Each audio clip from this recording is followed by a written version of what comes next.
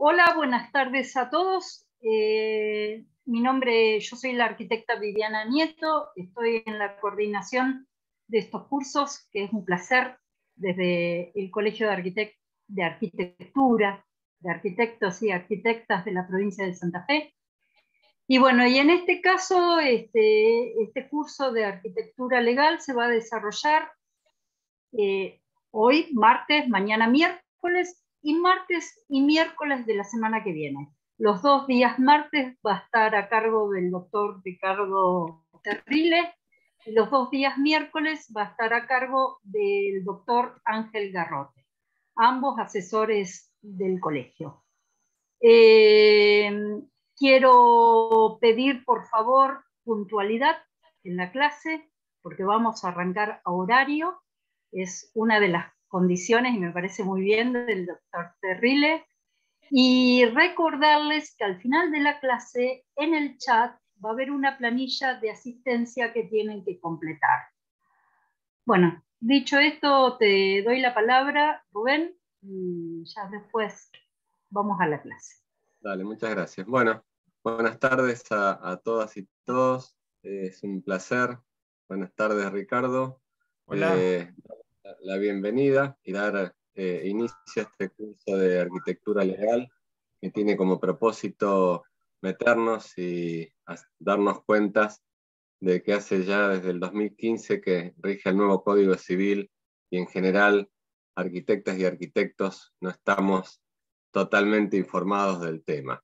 Así que el criterio de estos cursos que se hacen a nivel de toda la provincia para que puedan participar matriculadas y matriculados de todos los distritos, tiene como un objetivo que nos pusimos, es que, bueno, todos sabemos las dificultades que afrontamos todos los días para ejercer la profesión, lo que supone matricularnos, lo que supone pagar puntualmente la caja de jubilaciones, mantener nuestro estudio. O sea, hacemos un enorme esfuerzo y bueno, nos propusimos nosotros, bueno, tratar de devolverle a matriculados y a matriculados en reconocimiento, servicios y beneficios.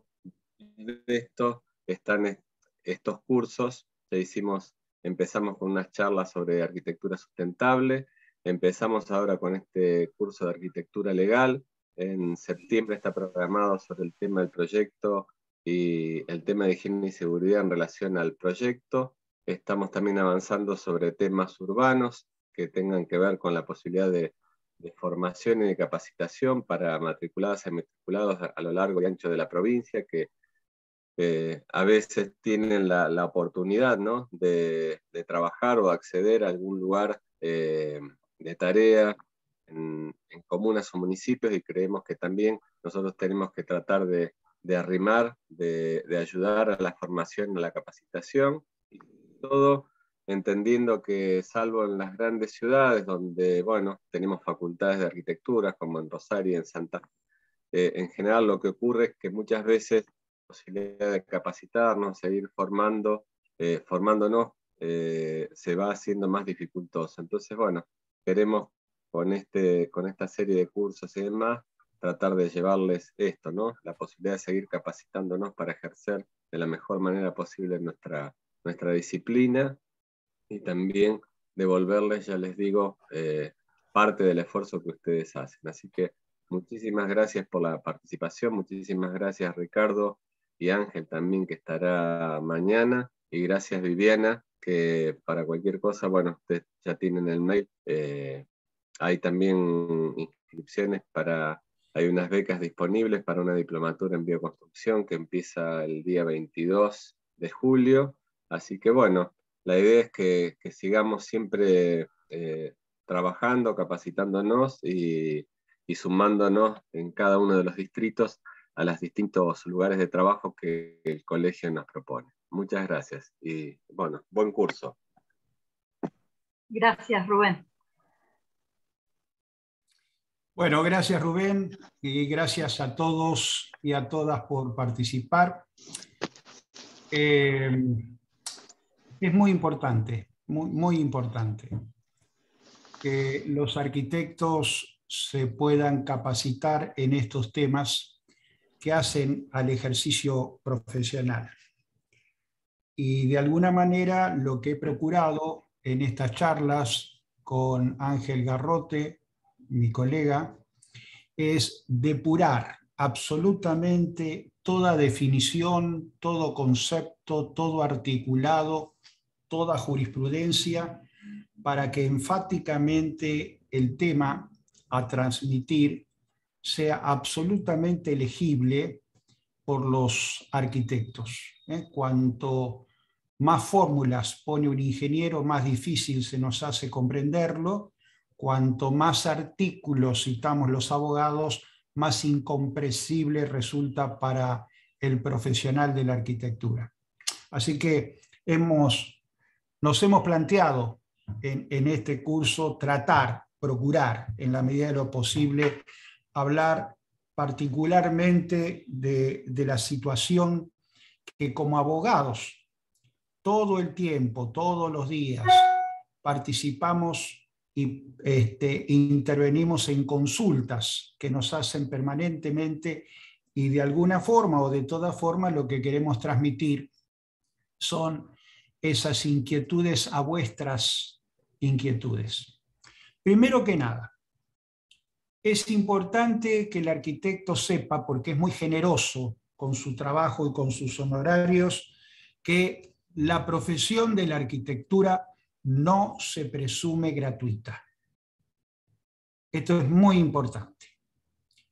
El ejercicio de la profesión del arquitecto, igual que la del profesional liberal, no se presume gratuita. Eso de alguna manera nos podrá llevar al convencimiento de que si se presume gratuita lo que hago, ¿para qué debo hacer una encomienda? Bueno, la encomienda es necesaria, la encomienda es inevitable, la encomienda en definitiva es imprescindible, porque la encomienda limita la responsabilidad del arquitecto o de la arquitecta. Tengan presente esto porque es vital para que puedan entender y de alguna manera rehacer esa resistencia que ustedes tienen a suscribir encomiendas, ya sea porque temen asustarlo al comitente, porque de alguna manera creen que hay una relación de afecto que hace de alguna forma inoportuna la firma de la encomienda, pero lo real y cierto que deben entender es que si ustedes no suscriben encomiendas, la responsabilidad por los vicios ocultos, por los vicios redivitorios, por los vicios aparentes, por los vicios del suelo, por los vicios de los materiales, por la responsabilidad de la mano de obra, etcétera, etcétera, etcétera, aumentan. No van a poder, en consecuencia, delimitar el marco de responsabilidades. Y una encomienda no es tan complicada. Una encomienda es, en definitiva, un contrato que ustedes van a suscribir, y lo que primero van a tener que definir seguramente, si van a hacer un contrato de obra o un contrato de servicio. Y ustedes me podrán decir entonces, a ver, no me la haga difícil. ¿Qué es un contrato de obra? ¿Qué es un contrato de servicio? Bueno, el contrato de obra es cuando uno promete un resultado, y en el contrato de servicio es cuando yo lo que prometo es poner toda mi capacidad, toda mi idoneidad, toda mi responsabilidad, todos mis antecedentes en pos de ejecutar el mejor proyecto. A ver, unos ejemplos. A los arquitectos les gustan mucho los ejemplos. Son más pedagógicos, son más didácticos. Bien, un proyecto es un contrato de obra. ¿Por qué? Porque yo, comitente, les pido al arquitecto, a la arquitecta, un proyecto. Es un resultado, se traduce en la entrega de un conjunto de planos, de cortes, etcétera, que cualquier arquitecto en cualquier parte del mundo puede ejecutar ese proyecto, porque ustedes utilizan algo que nosotros los abogados no tenemos, utilizan símbolos universales. Pero tengan presente que cuando hablamos de contrato de obra, ustedes están prometiendo un resultado. Un proyecto es un contrato de obra. Una consulta es un contrato de obra. Cuando ustedes vienen y me hacen una consulta, lo que están requiriendo, lo que están exigiendo, es precisamente un resultado. En una carta documento, cuando tengo que redactar una carta documento por un requerimiento del arquitecto o de la arquitecta, hay, en definitiva, un resultado, hay un contrato de obra. Ahora, no hay contrato de obra en la administración. ¿Por qué? Bueno, porque en realidad lo que hace el arquitecto cuando asume la administración de una obra es poner su mayor responsabilidad, su mejor atención, va a tratar de ordenar y organizar, pero de ninguna manera debe ser interpretado como que está prometiendo un resultado. Un abogado que los está representando en un juicio hace un contrato de servicio, no es un contrato de obra. Sería irresponsable de mi parte ser apoderado de alguno de ustedes y decirle vamos a ganar o vamos a perder. Yo puedo sugerir, puedo de alguna manera presumir, pero no puedo suscribir un compromiso de que inevitablemente yo prometo que voy a ganar este proceso. No, voy a poner toda mi capacidad.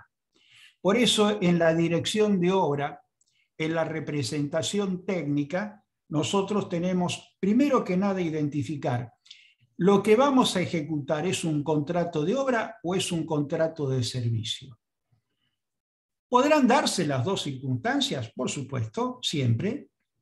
Ustedes hacen un contrato de obra cuando prometen como resultado elaborar un proyecto y ustedes hacen un contrato de servicio cuando a raíz de ese proyecto asumen el compromiso de hacer la dirección de obra o la representación técnica.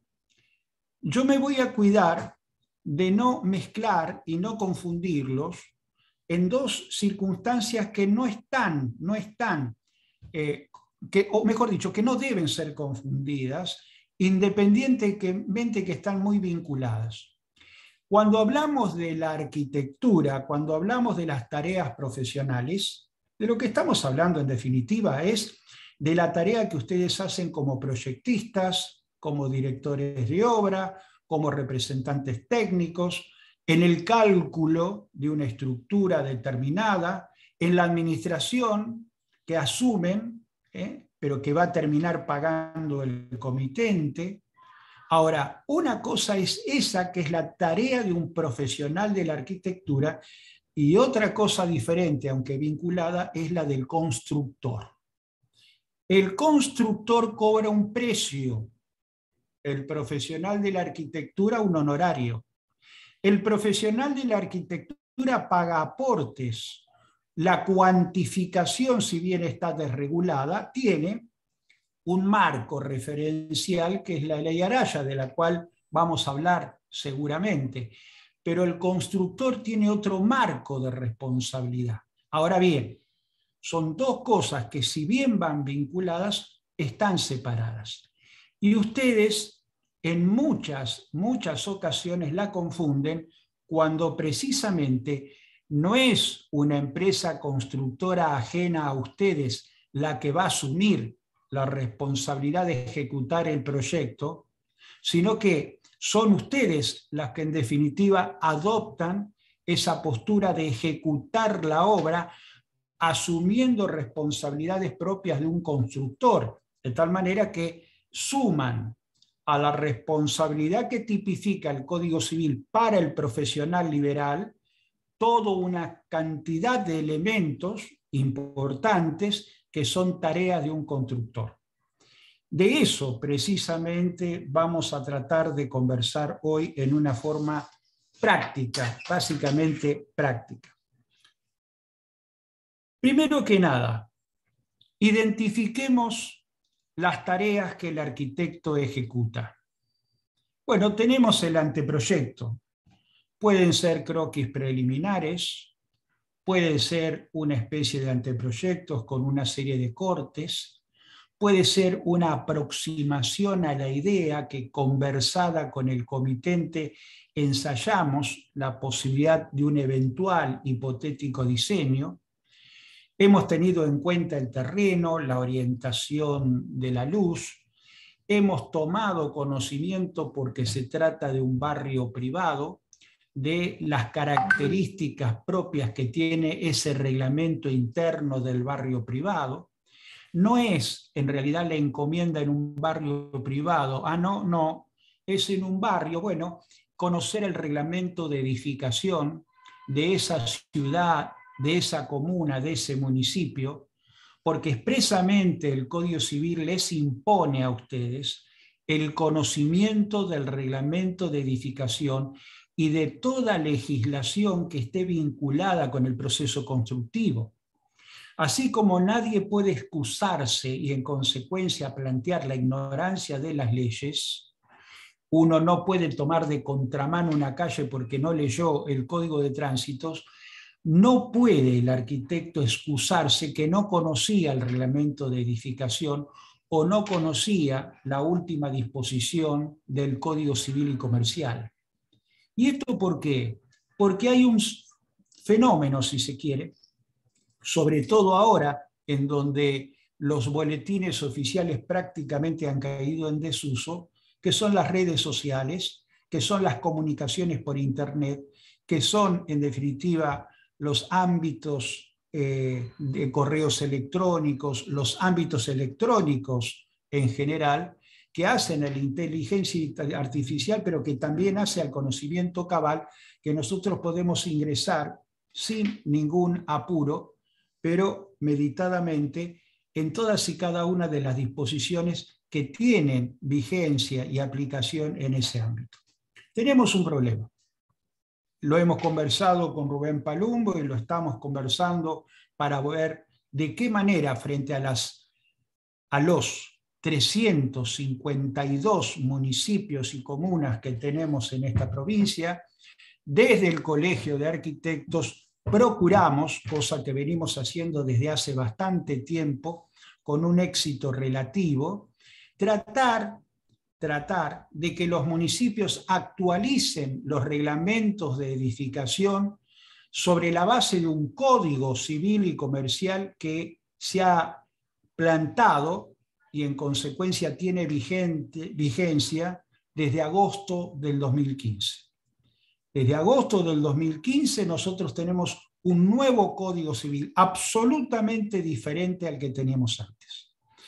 El de antes, que no era el Código Unificado Civil y Comercial de ahora, el de antes, que era el Código Civil que había sancionado el Congreso en la época de Sarmiento, en 1869, por Vélez Sarsfield.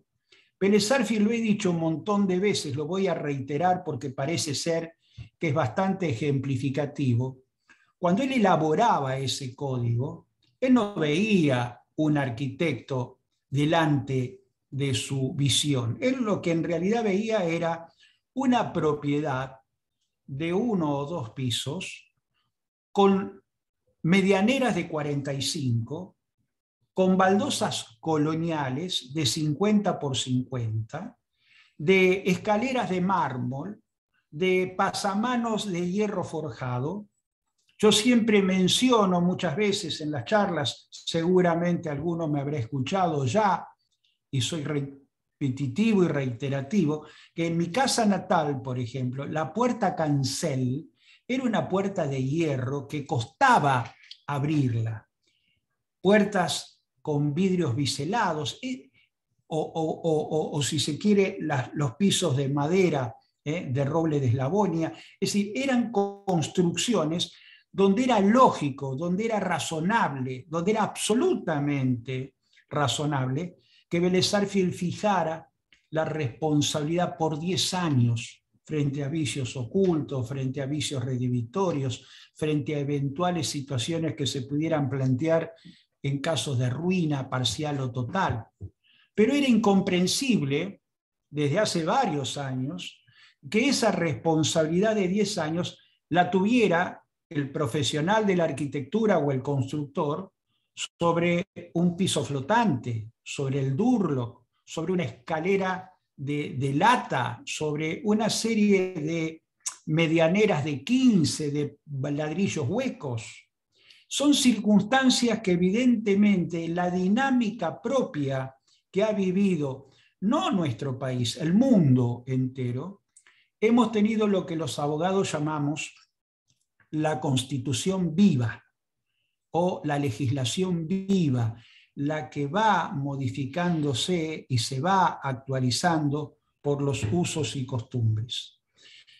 El anteproyecto, en definitiva, es la elaboración de un diseño, pero donde está volcado en ese croquis, en ese dibujo, en ese borrador, muchos aspectos personales, muchas marcas subjetivas que no pueden ser necesariamente interpretadas por otro colega, porque hay muchos factores subjetivos, flechas, anotaciones, ayudas memorias, etc. No hay, en definitiva, símbolos universales. En cambio, cuando a mí me dicen, ¿y cuál es la diferencia con un proyecto? Es que el proyecto necesariamente, independientemente de los cortes y de los planos y de la cantidad de información que pueda brindar el proyectista, utiliza símbolos universales y tiene que tener tal entidad, que ese proyecto pueda ser ejecutado por cualquier arquitecto del mundo en cualquier parte del mundo. Eso es básicamente lo que nosotros llamamos proyectos. Ahora, quiero detenerme en esto de que estamos hablando de las tareas profesionales, en un error mayúsculo que ustedes permanentemente están reiterando y que es evidentemente también un caldo de cultivo de muchísimos conflictos. Señoras, señoritas arquitectas, señores arquitectos, dirección de obra no es igual a representación técnica. Dirección de obra y representación técnica no deben ser confundidas. Son dos cosas diferentes. Y cuando ustedes firman de puño y letra como directores de obra, escuchen bien, cuando ustedes firman de puño y letra una encomienda, una carátula en un expediente en la comuna o en el municipio como directores de obra, y no hay conductores técnicos, no hay representantes técnicos en la obra, ustedes son los representantes técnicos. ¿Escucharon bien? Ustedes son los representantes técnicos, porque una obra, cualquier obra, no puede no tener representante técnico. ¿Puede darse el lujo de no tener director de obra? Pues claro que sí, pero no puede no tener conductor técnico. Y me dicen barbaridades, me responden con barbaridades que justifican precisamente estos cursos de capacitación. Bueno, yo lo puse al comitente como constructor. El constructor comitente no tiene incumbencia profesional. Es como si ustedes me dijeran que pueden presentarse válidamente a contestar la demanda en un ámbito judicial sin estar patrocinados o acompañados de un abogado, o que pueden operar en una sala de operaciones sin incumbencia como médico matriculado. Entonces, pongamos las cosas en claro y que esto de alguna manera les sirva, aunque sea tan solo esto que les sirva. Director de obra, ¿quién es el director de obra? Es el profesional que designa el comitente para supervisar la ejecución del proyecto. Che, me encantó el proyecto que hiciste, me encantó. Pero ¿sabés qué? Conozco a algunos profesionales de la arquitectura y no me gusta el plano conforme a obra. No me gusta, no quiero que distorsionen, no quiero que tergiversen, no quiero que venga el negro Olivera el día de mañana y porque hizo una macana, ustedes de alguna manera compongan de tal forma la estructura y me distorsionen esto que me encanta de la manera que lo proyectaste. Mira, vamos a hacer lo siguiente. Aparte del proyecto, yo quiero que vos seas mi director de obra. Quiero que vos vayas a la obra y supervises a quien va a ser el constructor, supervises a quien va a ser el representante técnico de la obra y guíes y en cierta manera ilustres a ese representante técnico que no hizo el proyecto ¿Cuál es la finalidad de lo que hemos conversado hasta ahora? Llevamos 2 o 3 meses conversando, nos hemos reunido, vos me conocés bien, vos sabés lo que yo quiero. Yo, de alguna manera, hemos ensayado esto y he colaborado bastante. Quiero que seas mi director de obra. Y te digo más, quiero que como director de obra, mira, vamos a hacer una cosa, quiero que como director de obra vos tomes a tu cargo la certificación de los avances de obra. Entonces, voy a trazar probablemente con el constructor y con el representante técnico una modalidad de pago que sobre el avance de obra y los certificados que van a estar a cargo tuyo, yo voy a pagarle en consecuencia ese avance de obra. Pero el representante técnico, insisto, no es el director de obra. Ahora bien, vuelta atrás, con el ánimo de ser absolutamente pedagógico con ustedes. Y si yo firmo como director de obra y no hay un representante técnico, bueno, yo firmé como director de obra, no asumí las responsabilidades del representante técnico. Bien, ¿qué las asumió? Ah, no sé, no podés decirme no sé, porque te impone la ley que vos tenés que tener conocimiento de la legislación imperante en el proceso edilicio. Y vos tenés que saber que el representante técnico es una participación necesaria, imprescindible de una obra. Y si no hay representante técnico, por más, repito, reitero hasta el cansancio, que aunque haya firmado de puño y letra como director de obra, sos representante técnico. Hace poco estuve caminando, el fin de semana, estuve caminando por Fisherton, que es el barrio donde resido, y veía los carteles de obra, y yo me acerco siempre por curiosidad a ver cómo y de qué manera está conformado ese cartel, y veía sistemáticamente a nombres de arquitectos y arquitectas diciendo proyecto, la autoría, dirección de obra, y aparecía un constructor, pero no aparecía el representante técnico. Estaba en blanco, en definitiva, el cartel de obra. En consecuencia, este arquitecto, no sé si percibió o no, que él era el representante técnico. El representante técnico es el responsable del vicio de suelo, es responsable del vicio de los materiales, es responsable de los vicios ocultos, es responsable de los vicios redivitorios, es responsable de la ruina total o parcial si firmó el plano o el cálculo de estructura. Hay otra característica que tienen muchos profesionales. El cálculo de estructura, raramente en las consultas que a mí me hacen, lo hace el arquitecto, lo hace un ingeniero a mí. Pero en vez de decirle al ingeniero que lo pase por el colegio de ingenieros, que haga los aportes, que en definitiva él tome la responsabilidad del cálculo, no. La firman ustedes como si fuera una autoría propia, la presentan en tal sentido y no perciben que ustedes están tomando en el momento preciso que firman ese papel, donde dice que son los autores del cálculo de la estructura, 10 años de responsabilidad. Cuando el código nuevo bajó la responsabilidad genérica de 10 años del 4023 del anterior código, me pego, no quiero hablar de artículos.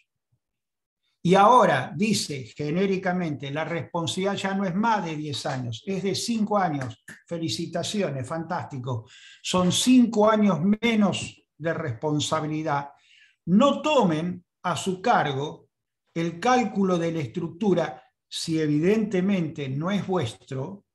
Si es vuestro, por supuesto, pero si no es vuestro, no lo tomen porque están asumiendo 5 años más que quedan ligados a una obra frente a eventuales ruinas parciales o totales que se puedan generar. Entonces, delimitada la dirección de obra y aclarada la representación técnica o conducción técnica, como lo llamábamos antes, ahí quiero hacer una aclaración que alguna vez, en algún momento, algún colega de la arquitectura me manifestaba, y que pertenece, si se quiere, a mi misma generación. Che, ¿y en qué quedó la conducción técnica? La conducción técnica es la representación técnica. Es exactamente la conducción técnica igual a la representación técnica. ¿Por qué la nomenclatura cambió? Para unificar lo que llamamos los abogados el derecho público, provincial y municipal.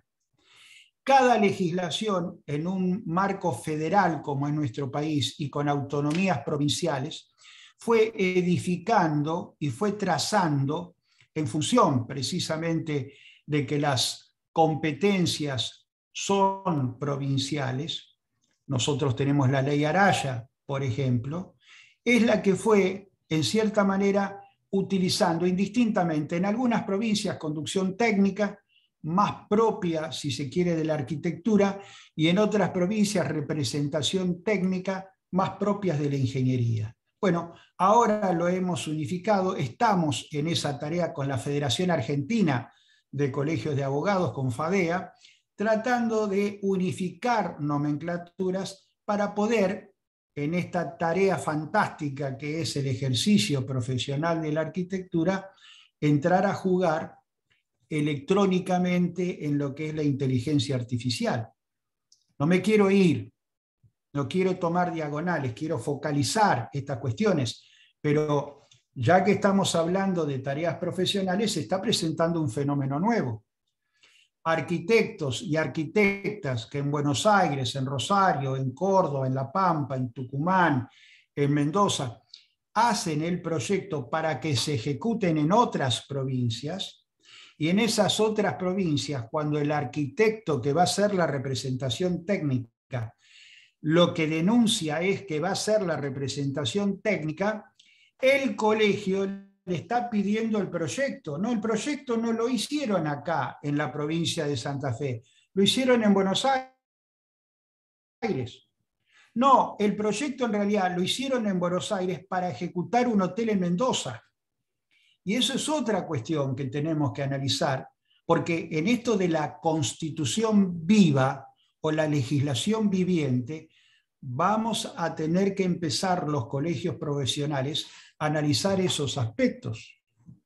Fíjense, lo conversaba el otro día, creo que con Rubén Palumbo, acerca de que muchos de los proyectos que en algún momento se ejecutaron como parte de la descentralización administrativa, lo que llamamos en Rosario los distritos, fueron efectuados por grandes profesionales de la arquitectura, para que tuvieran la marca precisamente en una ciudad que estaba innovando en materia urbana, y a esos efectos tuvieron en algunos casos esos arquitectos que matricularse y en otros casos tuvieron que ser resultado de resoluciones especiales del colegio, habilitándolos. ¿Por qué? Porque, claro, no existía lo que hoy sí existe como fenómeno, que es la posibilidad de la comunicación virtual. Esto que estamos haciendo, que antes era presencial,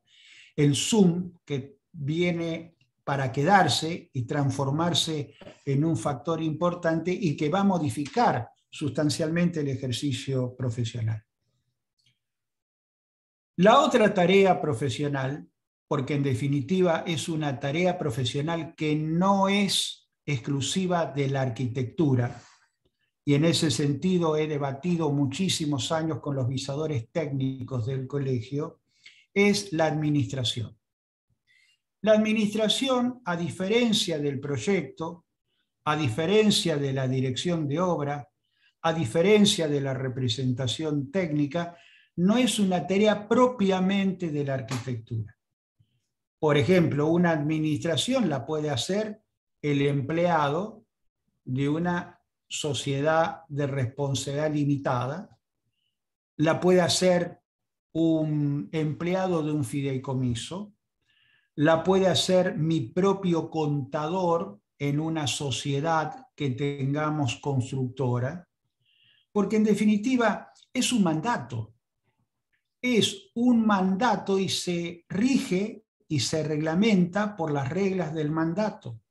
De tal forma que en ese abanico de situaciones, si el arquitecto hace la administración, deberá cobrarla. El trabajo profesional no se presume gratuito, pero si el arquitecto no la quiere hacer, en definitiva, no tiene obligación de hacerla porque no es una tarea propia del arquitecto. Nosotros tenemos un leading case en el Colegio del Arquitecto. ¿A qué llamamos leading case? Son casos líderes, casos que han señalado y en cierta manera han significado un quiebre.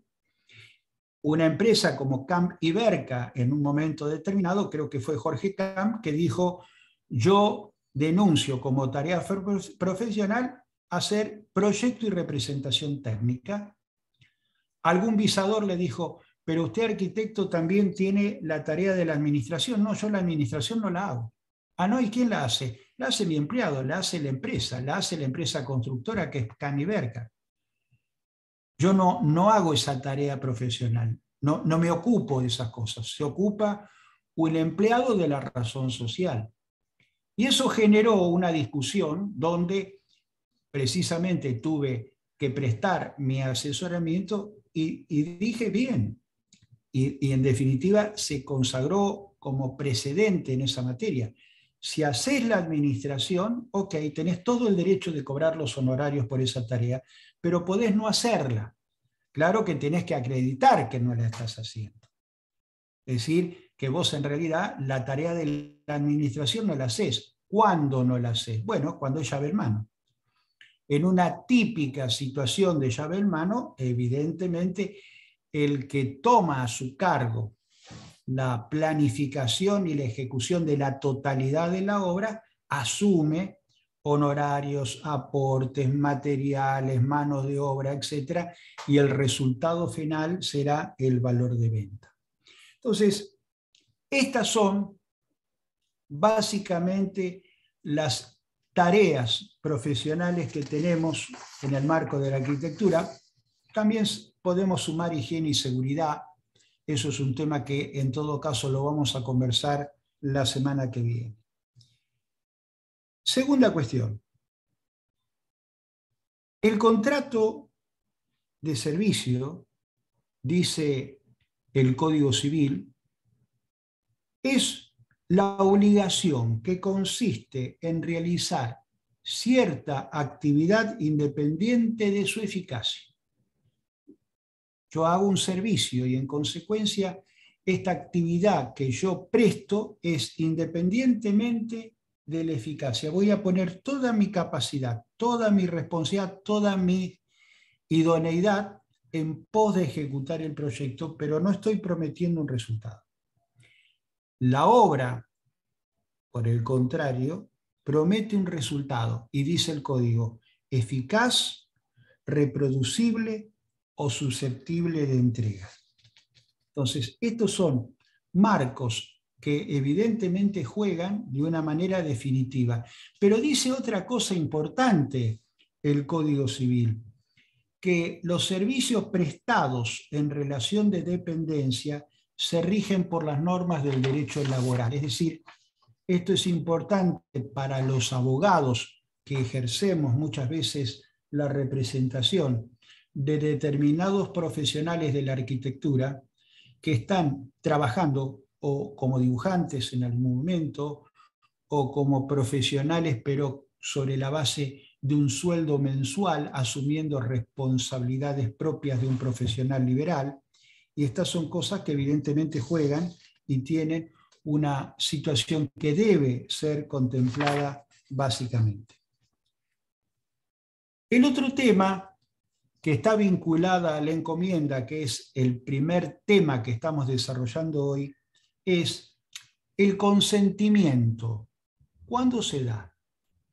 El consentimiento es aceptar y en consecuencia expresar la plena conformidad con la oferta.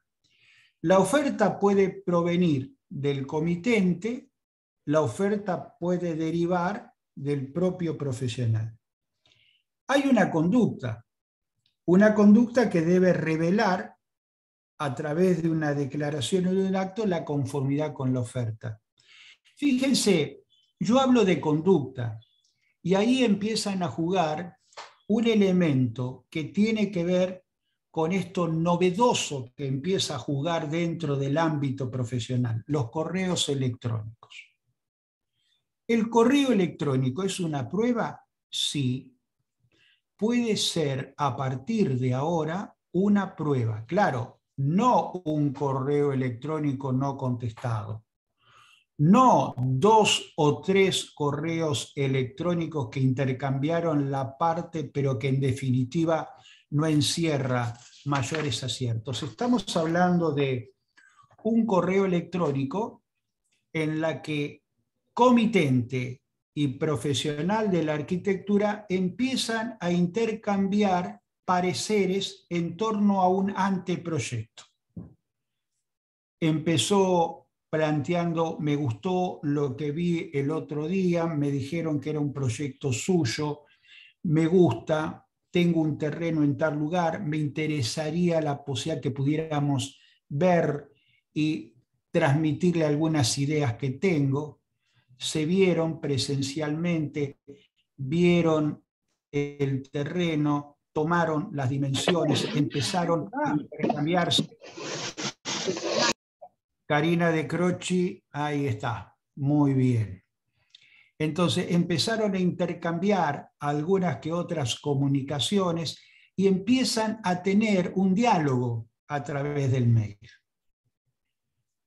Un buen día, el comitente que se va apropiando de algunas ideas, de algunos aportes que evidentemente le dieron a ese comitente mucho más claridad acerca de cómo debía orientar la casa, de qué manera debía ejecutar la pileta, por qué debía postergar determinadas situaciones, lo llevó a que, sin lugar a aviso previo, cerrara toda comunicación, clausurara cualquier vínculo de todo tipo y apareciera en consecuencia aquello que yo les mencioné y que yo sigo resaltando con luces de neón que se prenden y se apagan. El trabajo profesional no se presume gratuito. Y el arquitecto que me viene a ver y me dice, mirá, Richard, me encuentro con, hace 2 meses que esta persona no se contactó más conmigo,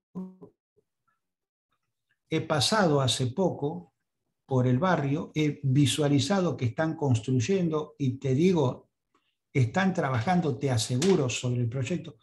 ¿Qué prueba tenés? No, no tengo ninguna. Hay planos, hay croquis, hay algún anteproyecto. ¿Entregaste en algún momento alguna? No, pero hay mails. Y hay 16, 18, 25, 30, 40 mails con cortes que intercambiaron con una serie de informaciones. ¿Ese es un precontrato? Sí. ¿Eso es un anteproyecto? Sí, afirmativamente. La prueba, en consecuencia, tiene consistencia. Son lo que llama precisamente el Código Civil conductas. Conductas. Entonces, estas son situaciones que empiezan a jugar. Ahora bien, el correo electrónico es por sí, per se, una prueba. ¿Hiciste encomienda? No. Ajá. ¿Y el correo electrónico para qué lo usás? Bueno, en algún momento cuando le pido algún material o alguna cuestión menor, el correo electrónico es una prueba cuando ustedes, escuchen bien, cuando ustedes,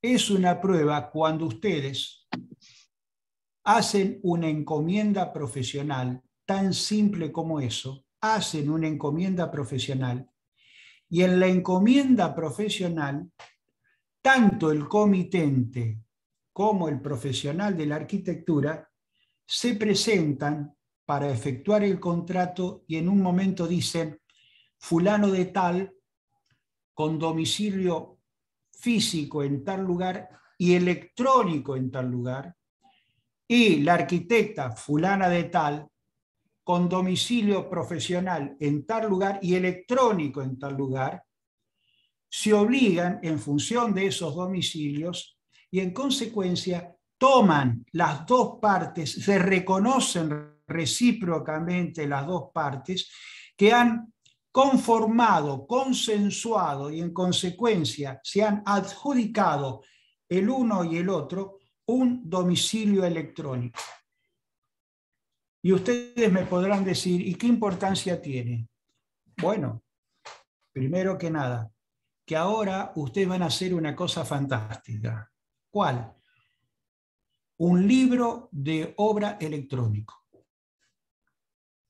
Ya no van a estar pendientes, che, ¿cómo hago un libro de obra? ¿Lo voy a tener en la obra? ¿No lo voy a tener? ¿Se me va a ensuciar? ¿Lo agarró el albañil? ¿Se me perdió? Vos sabés, le agarró la lluvia, lo dejaron a la intemperie. El libro de obra electrónica yo creo que es uno de los avances más notables que algunos de nosotros que nos ocupamos de esta métier y que permanentemente estamos curiosos buscando la manera de defender los derechos de los arquitectos en procura precisamente de esto. El libro de obra electrónico es un gran, enorme, fantástico avance. Entonces, utilicen en definitiva esos elementos porque empiezan a jugar electrónicamente a favor de ustedes, no en contra de ustedes. Pero no hay libro de obra electrónica, esto es importante que se lo señale, no hay libro de obra electrónica si ustedes no consignan vuestros domicilios electrónicos en un contrato, en una encomienda profesional. Tiene que estar expresamente aceptado por las dos partes que ese domicilio electrónico es tan válido como el que ustedes denuncian para recibir cualquier tipo de notificación, carta, documento, etc. El tema honorarios. ¿Cómo regalan honorarios? Eso es una cosa impresionante, lo generoso que son los profesionales con los honorarios.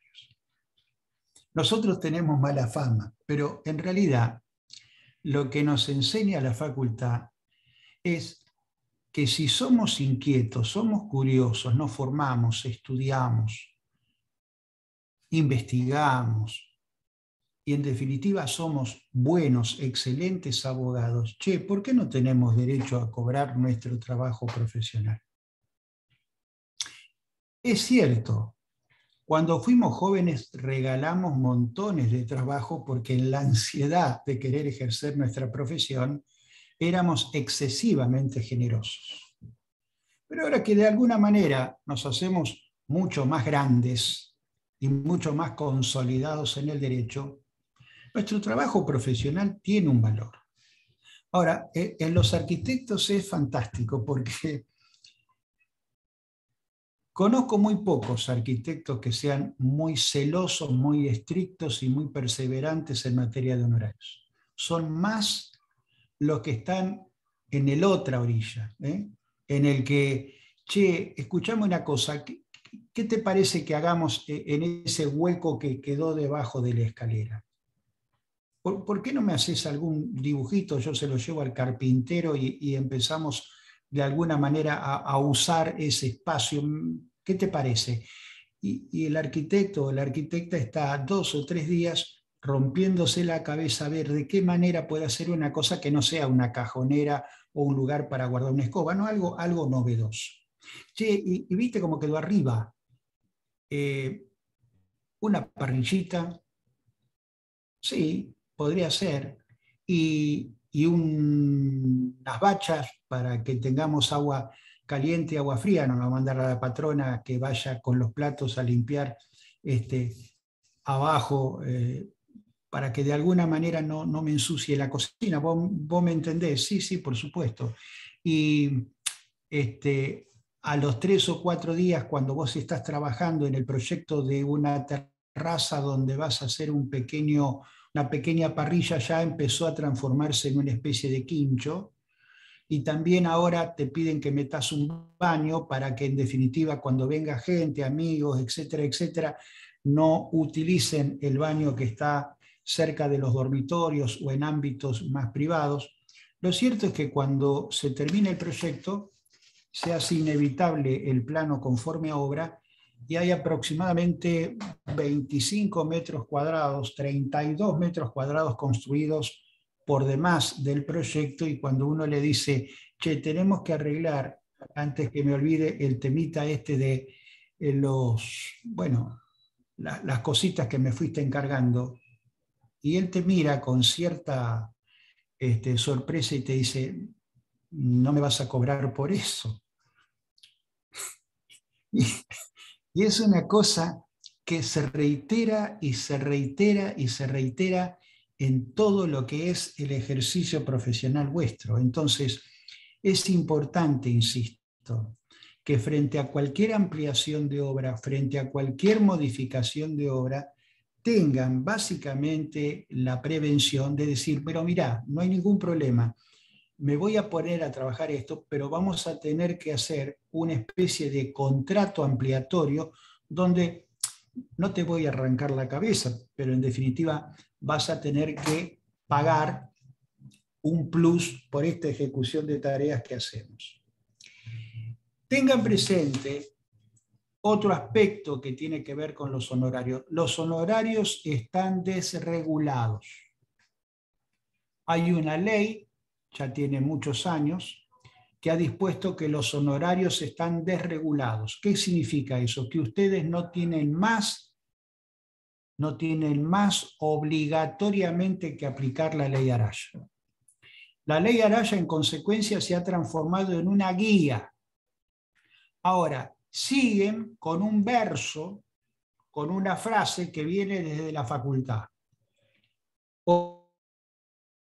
Honorarios conforme a la ley arancelaria. ¿Por qué ponen conforme a la ley arancelaria?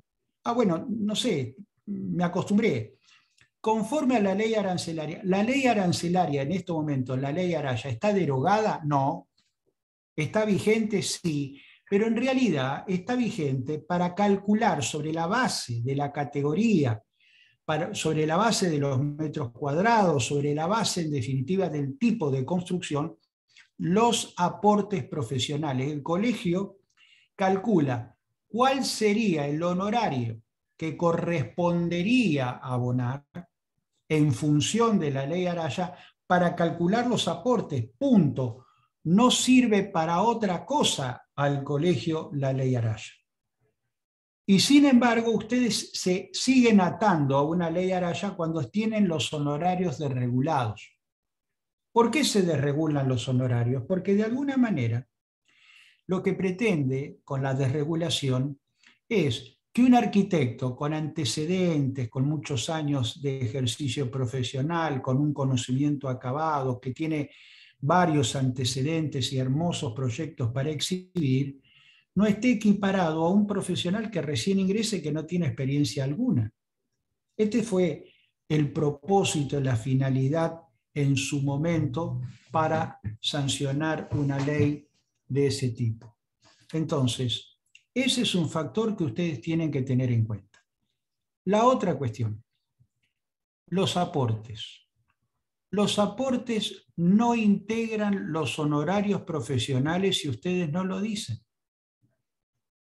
Lo que uno verifica es que viene el profesional y dice, no me pagó los aportes. ¿Hiciste encomienda? No. ¿Y por qué te va a pagar los aportes? Bueno, porque alguna vez nos dijimos que con respecto al tema de los aportes, pero si vos no lo escribiste, si vos no lo consensuaste, si vos no tenés manera de acreditar que tus honorarios profesionales son tantos pesos más el 100% de los aportes son obligaciones tuyas. Quienes son de mi generación, quienes fueron arquitectos y arquitectas, ingenieros en mi generación, tenían el Consejo de Ingenieros, y el Consejo de Ingenieros, recordarán algunos, cobraba la totalidad de los honorarios, retenía los aportes y devolvía al profesional los honorarios. Esa tarea del Consejo de Ingenieros en la etapa de la hiperinflación fue tremenda. ¿Por qué? Porque cobraba la totalidad de los honorarios, incluidos los aportes, como consecuencia de una liquidación que practicaba el profesional o la profesional, y a lo mejor a los 40, 50, 60 días el consejo te devolvía los honorarios y estaban completamente desactualizados. Entonces, para corregir esa situación, cuando el Colegio de Arquitectos, en la presidencia de Lucarí,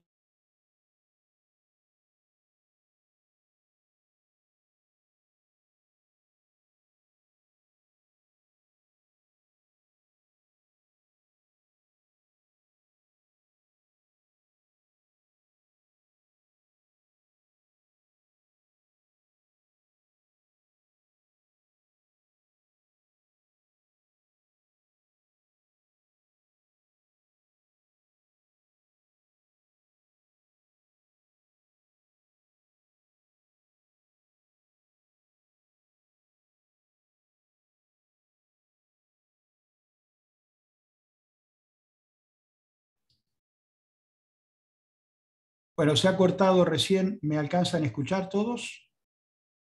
Bien, se cortó de improviso. Estaba diciendo precisamente el tema de los aportes. Ustedes tienen que determinar en una encomienda profesional o en un convenio que el pago de los honorarios profesionales también involucran los aportes. Si no involucran los aportes, no van a estar en consecuencia en condiciones de hacerlo exigible a esos aportes. Tercera cuestión. Hablamos de encomienda, hablamos de honorarios, vamos a hablar de las obligaciones del arquitecto. El arquitecto está obligado, primero, a ejecutar la encomienda conforme a lo que se estipuló en el contrato y dentro de su incumbencia profesional.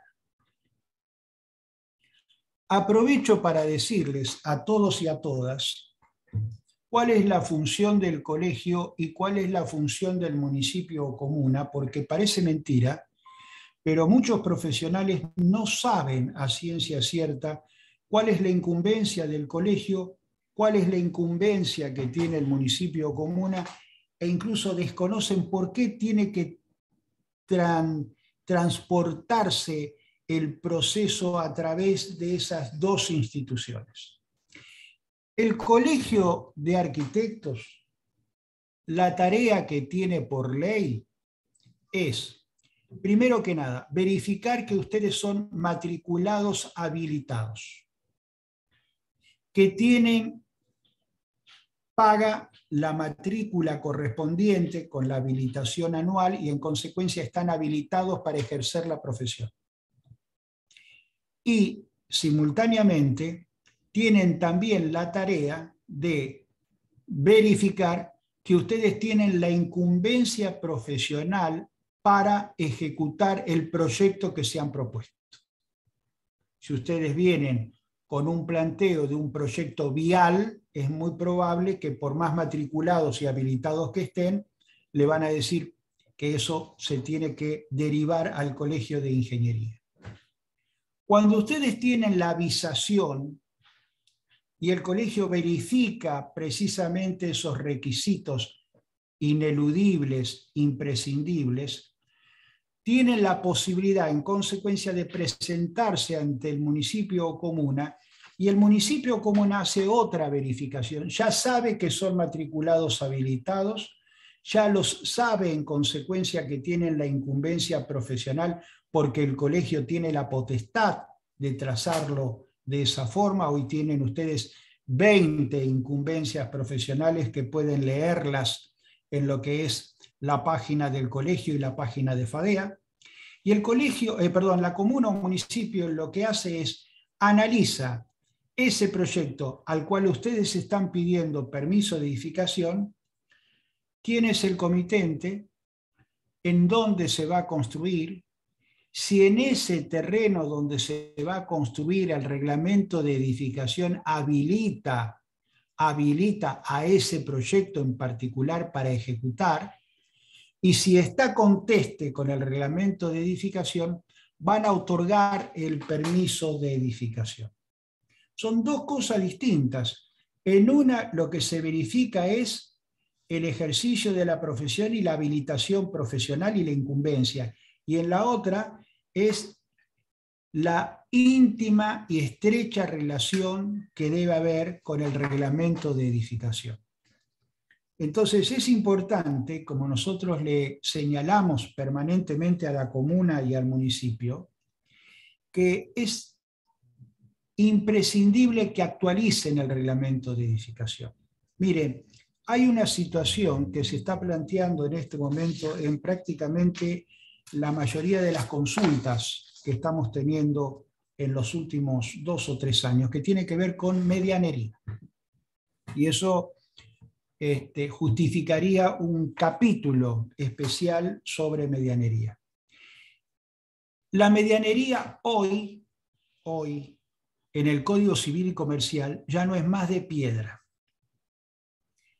El Código de Vélez Sarsfield decía de piedra. La medianería debe ser un muro de piedra, ya no dice más que es de piedra. ¿Por qué? Porque justamente abrió la compuerta el nuevo Código Civil y Comercial a las nuevas tecnologías. He visto hace poco, caminando por Buenos Aires, láminas de acero, una solidez impresionante para construir 42 losas. Lo que ahora dice medianería es estable y aislante. Fíjense ustedes, dice muro estable y aislante. Si es estable y es aislante, entonces el alambrado que divide 2 dominios no es medianería, no. Entonces el cerco verde de tuyas o pinos lambertianos podados no es medianería, no.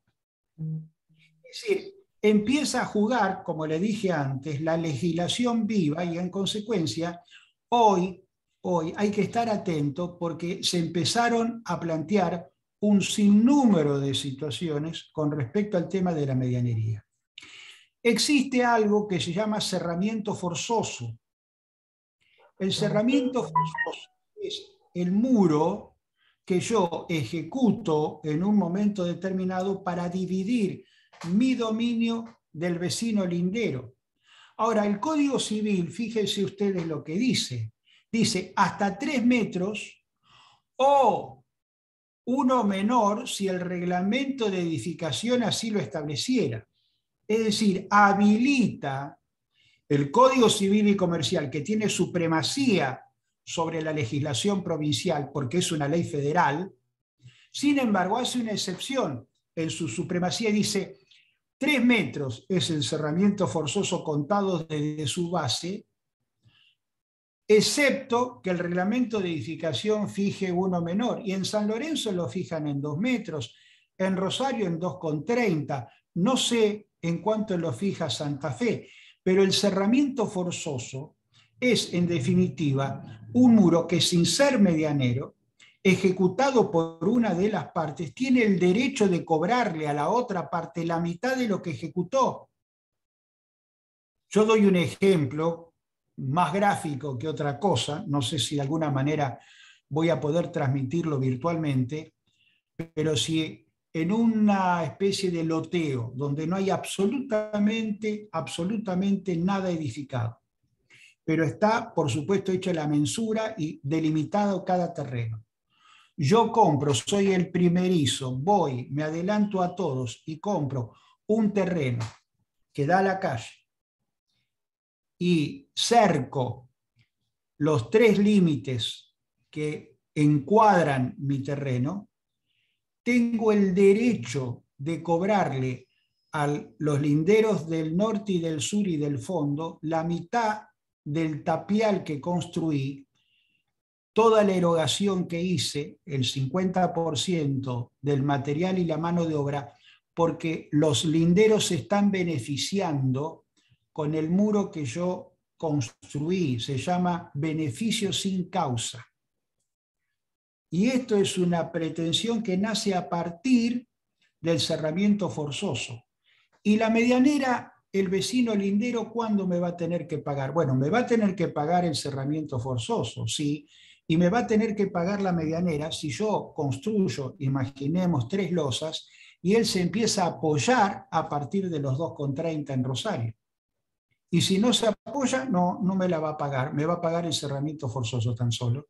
Bueno, estos son temas que por supuesto justifican otra charla más sobre el tema de medianería, pero si se los planteo es porque quiero básicamente rescatar lo novedoso, lo interesante, lo transformador que tiene hoy día el nuevo Código Civil y Comercial y la incidencia que tiene en el ejercicio profesional.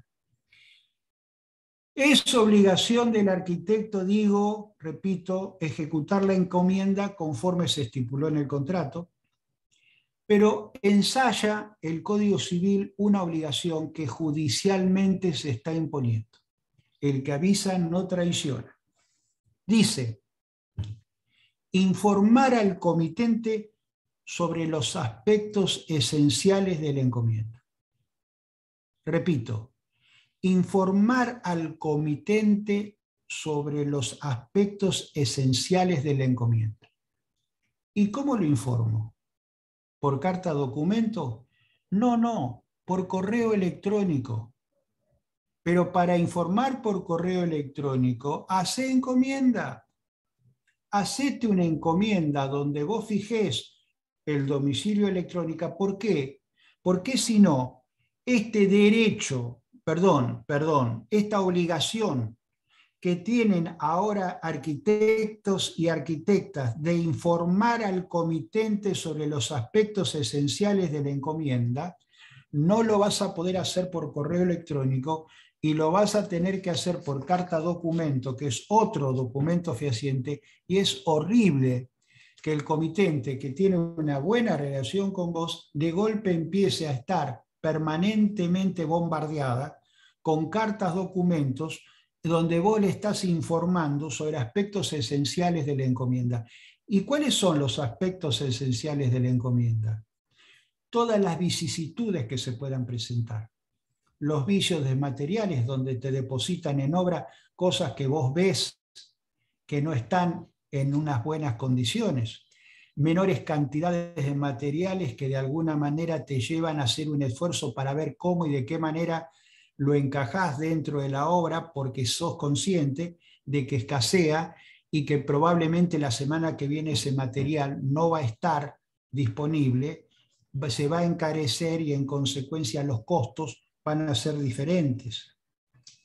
Hay un deber de información, hay un deber, una obligación, un deber de información del comitente al comitente cuando los materiales que tenés en obra son impropios o tengan vicios que el contratista o el prestador debiese conocer.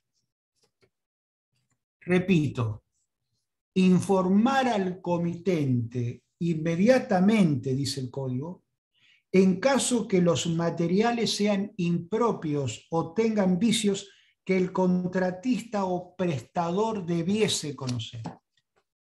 Esto es maravilloso. ¿Qué cosa? Esa frase que el contratista o prestador debiese conocer. ¿Por qué? Porque en el viejo código los arquitectos y arquitectas tenían la obligación omnímoda, omnipotente, de conocer absolutamente todo. Una madera mal estacionada a responsabilidad del arquitecto y su representación técnica. Una mezcla mal efectuada, una impermeabilización más hecha a eso es responsabilidad del arquitecto por su responsabilidad omnipotente. Cuando acá dice esta disposición, que es ley para las partes, vicios que el contratista o prestador debiese conocer, rebaja la responsabilidad, reduce la responsabilidad del arquitecto representante técnico, porque esto va de la mano con otra disposición maravillosa que el Código Civil introduce cuando dice que el arquitecto es responsable de la ejecución de la obra, escuchen bien, salvo que acredite incidencia ajena. Estas dos frases que acabo de exponer valen esta charla. Realmente justifican, si ustedes en estos momentos están conociendo esta cuestión. ¿Por qué? Porque yo vengo sosteniendo desde hace algunos años, concretamente desde la vigencia del nuevo código, que la incidencia ajena y el vicio que el contratista o prestador, esto es el arquitecto, debiese conocer, genera en la responsabilidad genuina que tiene el profesional una responsabilidad menor. Y esto me permite decir una definición nueva del representante técnico.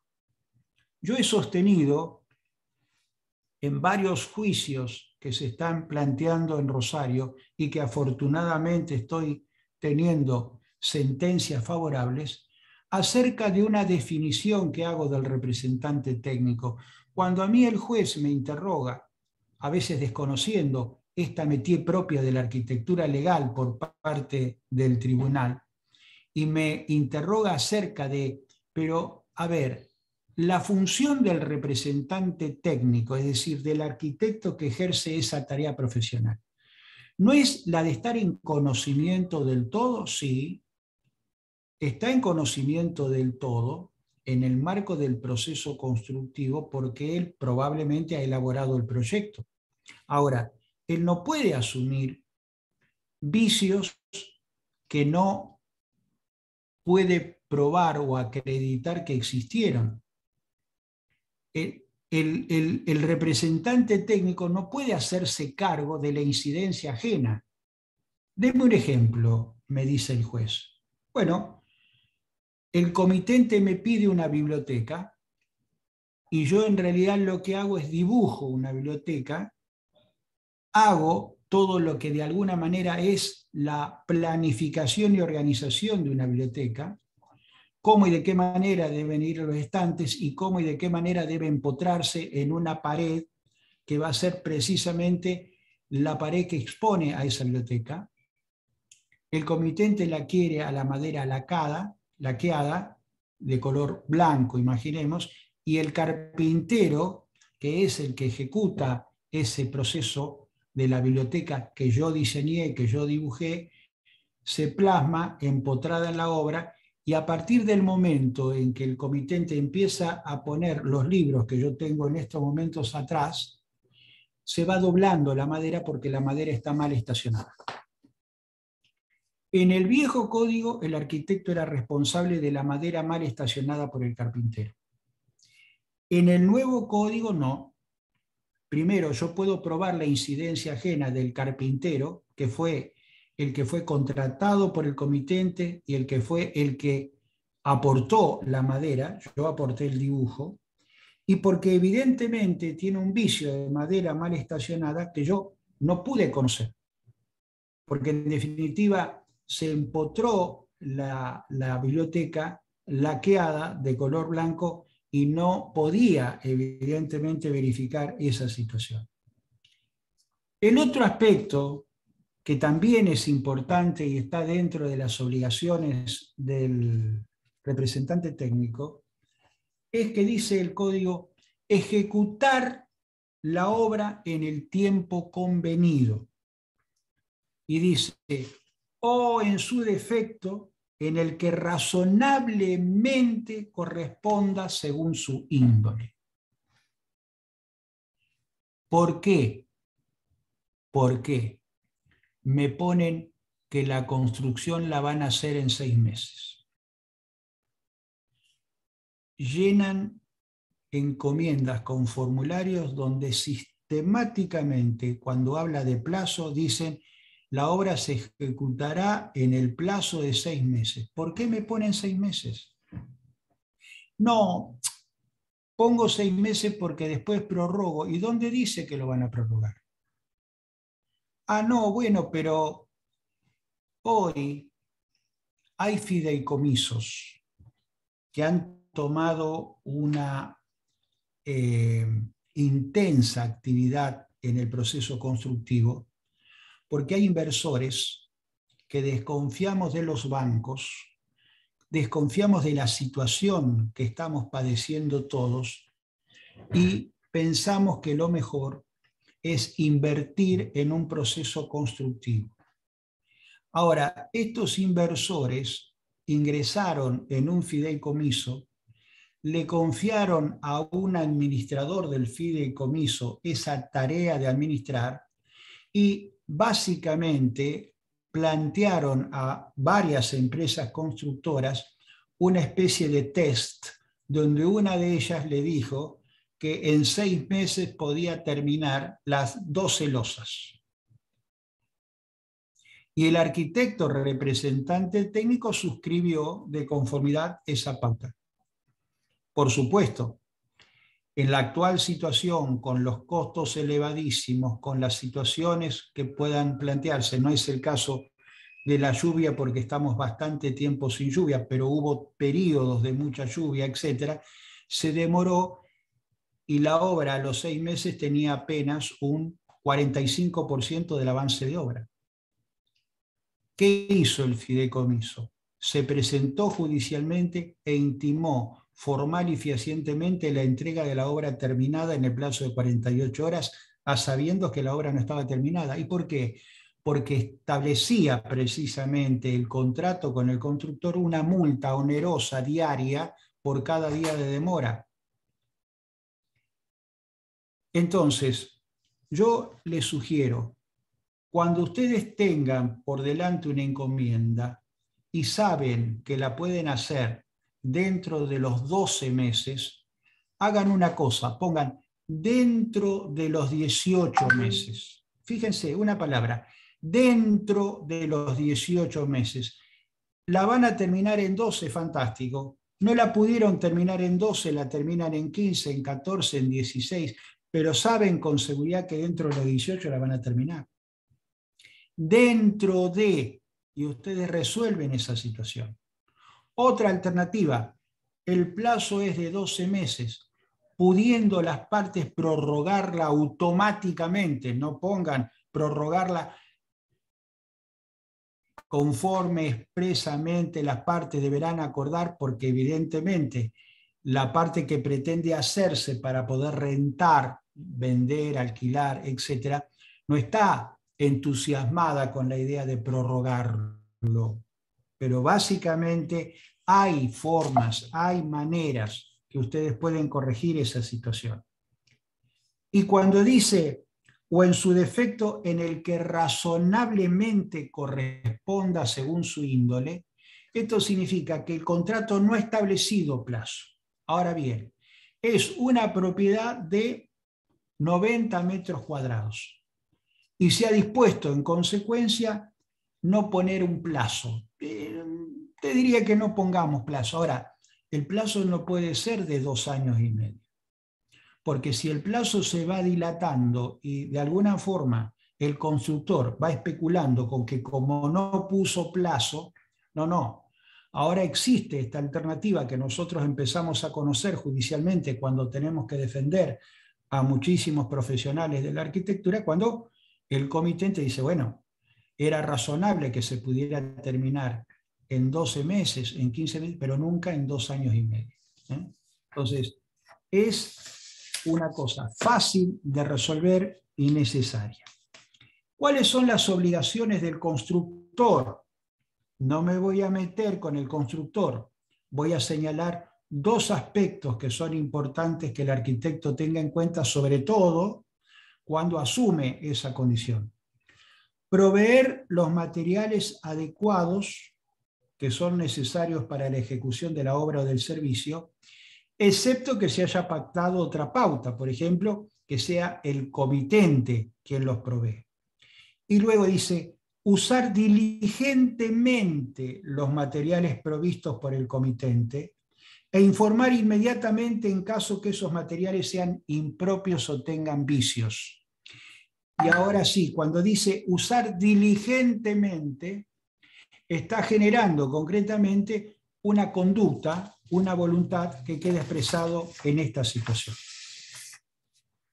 Hay un tema que yo digo es propio de la urgencia con que este código se quiso sancionar. Estamos hablando de agosto del 2015, estamos en víspera de la terminación de un mandato presidencial y había un marcado interés de que ese código se sancionara antes de expirar el mandato, que básicamente tiene que ver con las variaciones del proyecto. El código ha tomado conocimiento de la importancia que tiene en el proceso constructivo la variación del proyecto y a mi juicio se ha equivocado. Y se ha equivocado mal, porque en su apuro ha habilitado al comitente a tener una potestad que en realidad antes descansaba exclusivamente en el proyectista.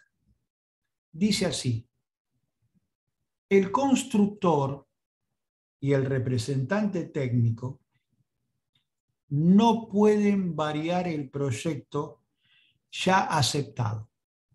No pueden. Sin autorización escrita. ¿De quién? Del comitente.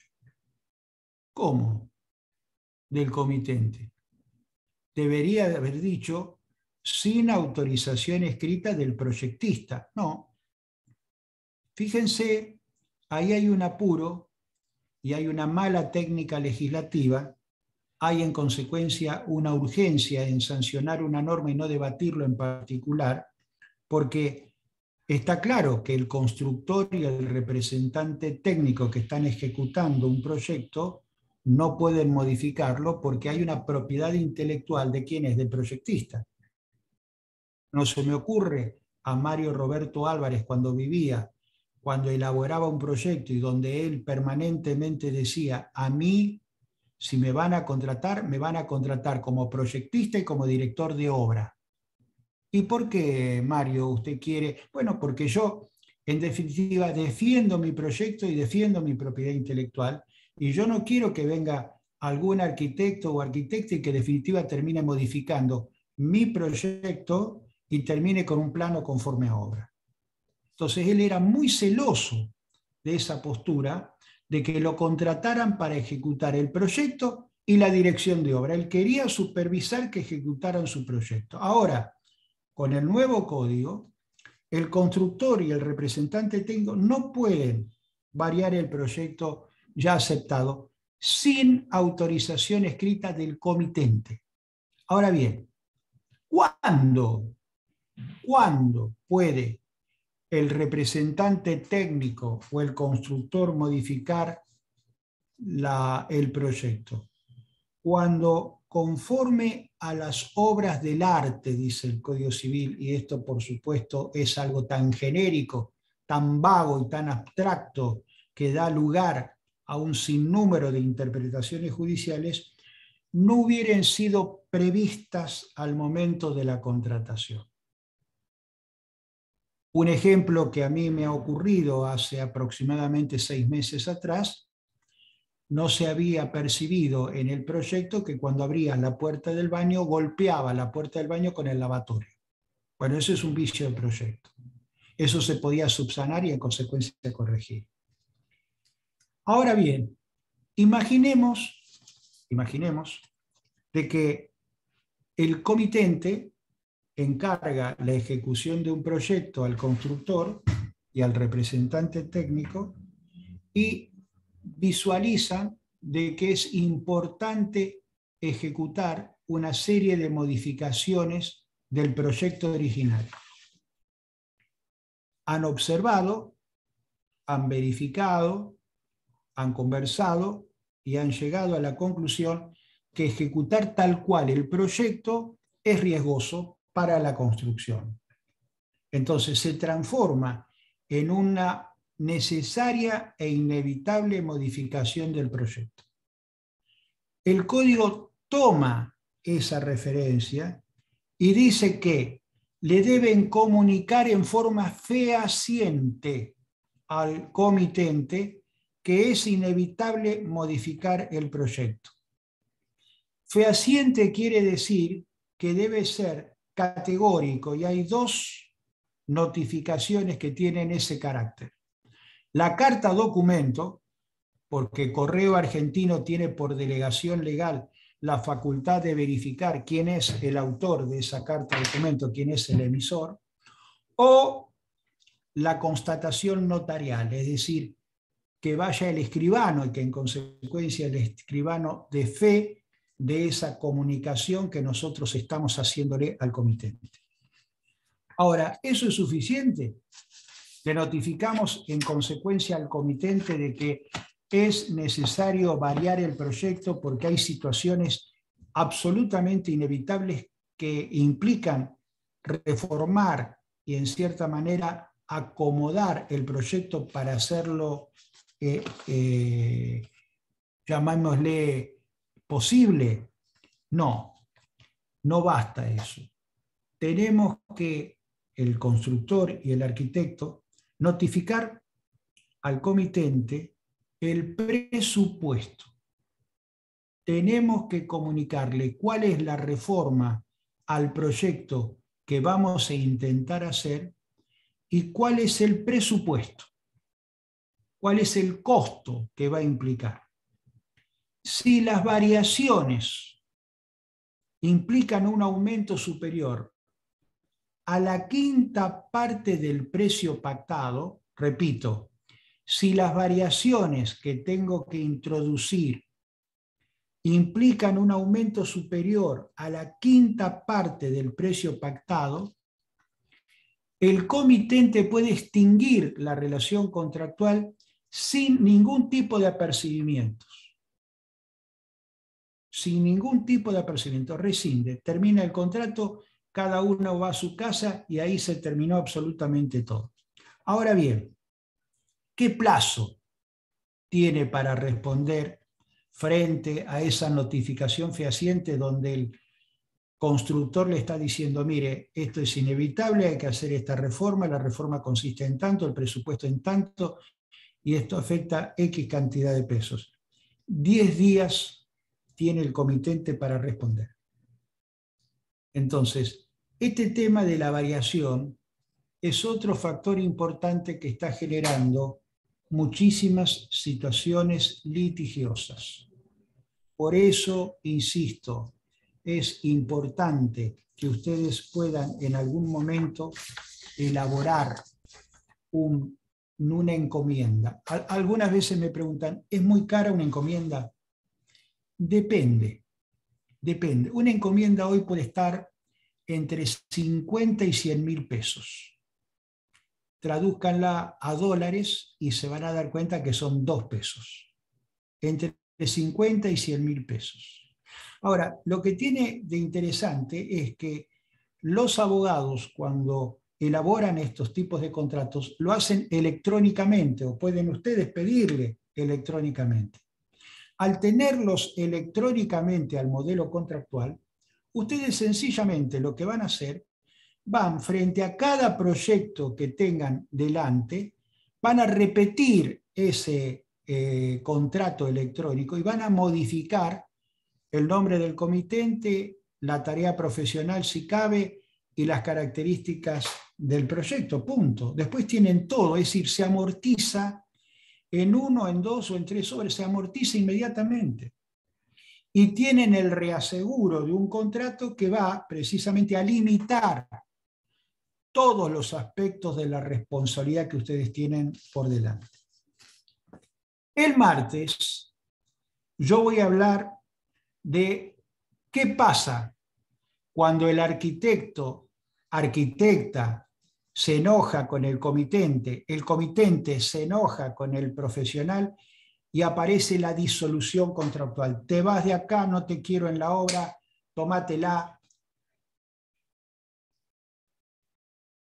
El arquitecto, la arquitecta tiene ahora una fantástica defensa en su favor, que es el artículo 1261. Yo voy a hablar específicamente de qué hacemos frente a una encomienda profesional, ya sea porque hubo contrato o porque no hubo contrato, pero que en definitiva hubo un permiso de edificación, el comitente lo despide así, sin más, al profesional, y el profesional de golpe se ve en la calle con todo su personal y con toda la impotencia que significa ese aspecto. Bueno, esto va a ser nuestro enfoque, nuestro comienzo del próximo martes. Y vamos a hablar no solamente de eso, sino de las herramientas que son necesarias tener en un proceso constructivo.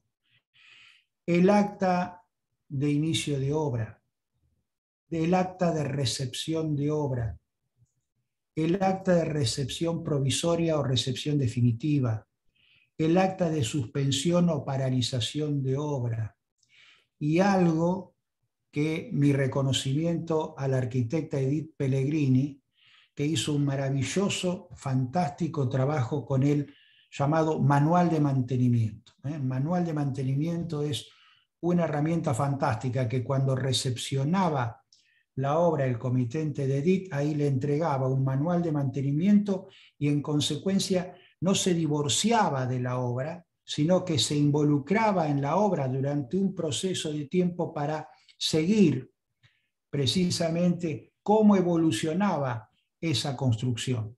Son herramientas formidables, herramientas imprescindibles, herramientas necesarias, todas y cada una de las actas que aligeran, flexibilizan, depuran y fundamentalmente morigeran la responsabilidad, y podemos en consecuencia gozar de esta vocación maravillosa que ustedes han elegido como arquitectos y arquitectas.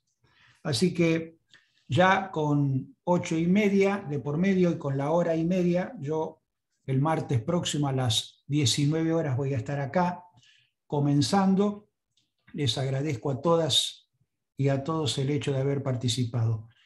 Vamos a tener una charla el martes que viene y posteriormente vamos a analizar en ese momento si es imprescindible otra conversación o lo dejamos ahí y lo repetimos en un futuro, pero sería interesante que tengamos una alternativa en algún momento de empezar a responder inquietudes, preguntas que ustedes puedan tener y que hayan nacido a la luz de estas reflexiones que hemos hecho. Un abrazo enorme. Bueno, doctor Terrile, acá en el chat hay algunas, no muchas, 3 o 4 preguntas. No sé si quiere contestarlas ahora. Vamos. Una es muy cortita, pregunta si los mensajes de WhatsApp son una prueba. No. Probablemente en un futuro cercano sean, porque tienen una serie de características los WhatsApp que evitan el hackeo, pero hoy no son pruebas, son los correos electrónicos, y en la medida que en la encomienda se reconozcan los respectivos domicilios electrónicos. Bien, eso lo preguntaba Luciana Scorti. Lucila Lori pregunta, ¿qué alternativa nos queda en el caso que los clientes quieran presentar en municipio y no quieran la dirección de obra, cuando el municipio sí exige un director de obra? No, el municipio no exige el director de obra, el municipio exige el representante técnico. Que haya algunos municipios que digan, o mejor dicho, denominen al director de obra representante técnico o al revés, pero lo que debe haber evidentemente es un representante técnico. Si la comuna o municipio lo identifica al representante técnico como director de obra, no hay ningún problema. Ahora, hay una distorsión en esto que me parece muy interesante la pregunta que hace la profesional, porque me permite responder a una confusión que existe de muchos colegas de la arquitectura. Cuando decimos que en una obra de menos de 300 metros cuadrados no es necesario que esté el representante técnico y el director de obra, y en una obra mayor de 300 metros cuadrados tiene que estar necesariamente el representante técnico, hay una distorsión en la comprensión y en la interpretación de esa norma. Se las voy a facilitar. Lo que quiere decir esa norma es lo siguiente. En una obra de menos de 300 metros cuadrados debe haber un representante técnico. Y en una obra de más de 300 metros cuadrados tiene que estar el director de obra y el representante técnico. Bien. ¿Se entendió? Bien. Florencia Bellini pregunta, como queriendo reconfirmar, entonces, ¿ahora la responsabilidad es de 5 años? La responsabilidad por vicios ocultos son 3 años. La responsabilidad por vicios redivitorios, es decir, los vicios burdos, en una terraza, la mala junta de las baldosas ha generado que las baldosas hagan globos, son 5 años. Para la ruina parcial o la ruina total, 10 años. Para el cálculo de estructura, 10 años. Bien. Lo que cambia básicamente es que antes, con el código viejo, llamémosle así ya, el código viejo, vicio oculto, vicios redivitorios o burdos, ruina parcial, ruina total, todo era 10 años. Ahora no. Ahora tienen ese proceso. Vicios ocultos, 3 años. Bien. Y aquí hay otra pregunta, que si en la página del colegio hay modelos de encomienda. Sí, yo intenté en algún momento elaborar algo así, pero lo que ocurre es que cada situación, cada relación, cada comunicación con el comitente tiene matices. Entonces, si hago un convenio de proyecto y en definitiva no puedo encerrar todos los matices que encierra un convenio de proyectos, si hay ampliación, si hay modificación, si hay refacción, a veces se achican los proyectos como consecuencia del presupuesto y eso no lo puede contener un modelo. Lo mismo pasa con la representación técnica, es decir, haces un modelo de representación técnica, pero resulta que el arquitecto al representante técnico lo vincula con la mano de obra. Entonces, piensen en lo siguiente, y esto es importante, no lo dije hoy, pensaba decirlo el martes próximo. ¿Qué pasa cuando ustedes son representantes técnicos de una obra y la mano de obra no es una SRL, no es una sociedad anónima, no es una empresa en definitiva registrada?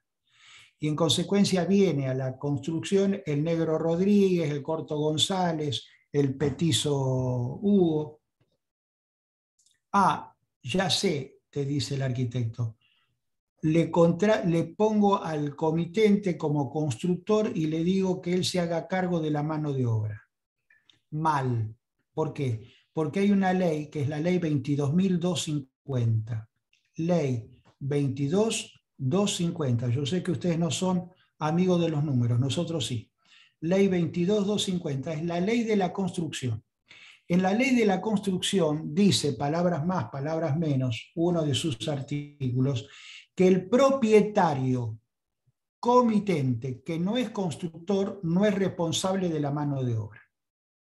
Dicho de otra manera, Terrile, que es abogado, que no es constructor, por más que a mí el arquitecto ponga la mano de obra en mi condición de pagador, yo no soy responsable frente a la mano de obra, yo no soy responsable frente a la UOCRA, yo no soy responsable frente al Ministerio de Trabajo, es el representante técnico. Bien. Pero aquí la pregunta amplía porque dice que... Dice, la pregunta iba por una cuestión de que te limitan el hecho de poder presentar solo proyecto. Indirectamente te obligan a firmar porque el cliente no puede obtener sino el permiso de edificación. Bueno, ese es un tema. Ese es un tema. Y ese es un tema que el colegio tiene que intervenir en algún momento. A ver, yo soy proyectista, quiero presentar un proyecto. Mi encomienda es el proyecto. Ahora, yo no quiero pedir el permiso de edificación. El permiso de edificación lo tendrá que pedir el comitente, y cuando pida el permiso de edificación el comitente tiene que designar al representante técnico. Eso sería, en definitiva, el proceso más claro, más transparente y más pacífico. Yo hice el proyecto y como consecuencia de ello, yo lo que voy a denunciar en la municipalidad es el proyecto. Ahora, como voy a pedir un permiso de edificación, la municipalidad o comuna me dice, si usted está pidiendo un permiso de edificación, ¿quién va a ser el representante técnico? Yo lo voy a hacer. Bueno, que el comitente en definitiva designe quién va a ser el representante técnico.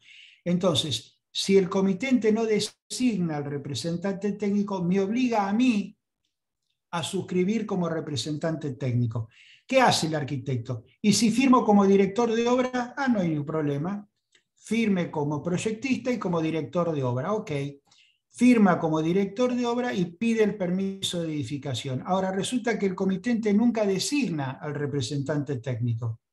Entonces yo, que pedí el permiso de edificación, que figuro como proyectista y como director de obra, y la realidad es que yo pensaba ser director de obra y no representante técnico, al no nombrarse el representante técnico, yo quedo comprometido con la representación técnica.